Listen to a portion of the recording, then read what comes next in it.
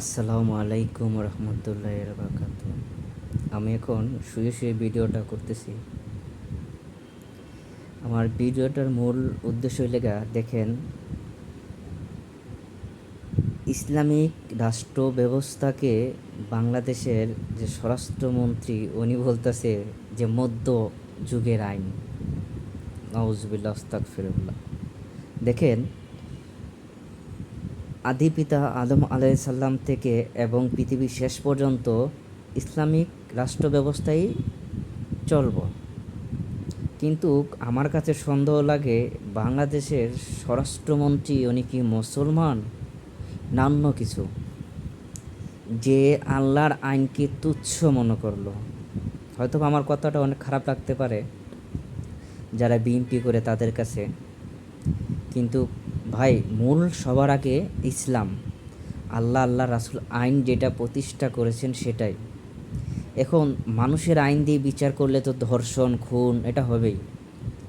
আজকে যদি স্বরাষ্ট্রমন্ত্রীর মেয়ের দিকে এভাবে হতো তাহলে উনি বুঝতে পারতেন কেমন লাগে। তাহলে উনি আইন দেখতেন না, নিজের হাতে গুলি করে তাকে হত্যা করতেন।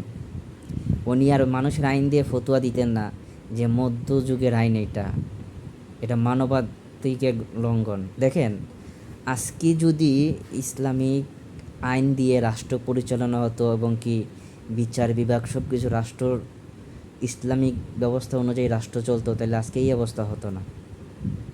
শিশু দর্শন হতো না, মানুষ পরকীয়া করতো না, মানুষ যে অনৈতিক কাজগুলা চুরি করা সুদ খাওয়া এগুলো কিছুই করতো না যদি ইসলামিক রাষ্ট্র ব্যবস্থা হতো।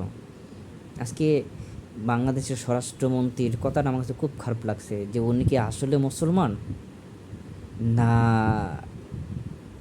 অন্য কিছু। উনি কি একজন ইমানদার? যদি ইমানদার ব্যক্তি হয়ে থাকেন তাহলে আল্লাহর আইনকে কেউ কখনো তুচ্ছ মনে করে না।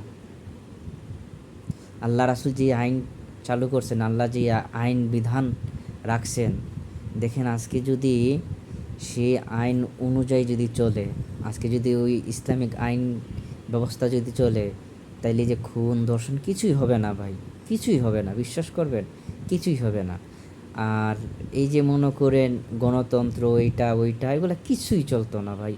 এই যে মনে করেন আজকে আওয়ামী লীগ সরকার আসিল, 15-16 বছর চুরি করছে, যাই করছে।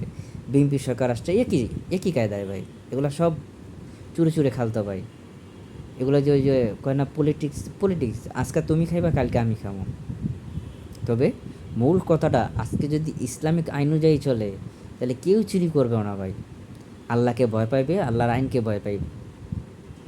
তাই আমি চাই, এই যে যত বিচার আচার কোর্ট কাছারিতে আছে, এমনও মামলা আছে 80 বছর, 50 বছর, 40 বছর হয়ে গেছে, মামলার কোনো মীমাংসা নাই। আজকে যদি ইসলামিক আইন অনুযায়ী চলতো তাহলে আল্লাহ রাসূল ধর্ষণকারী জিনাকারীর বিচার 3 দিনের ভিতরে করছেন, 3 দিনের ভিতরে বিচার হয়ে যেত।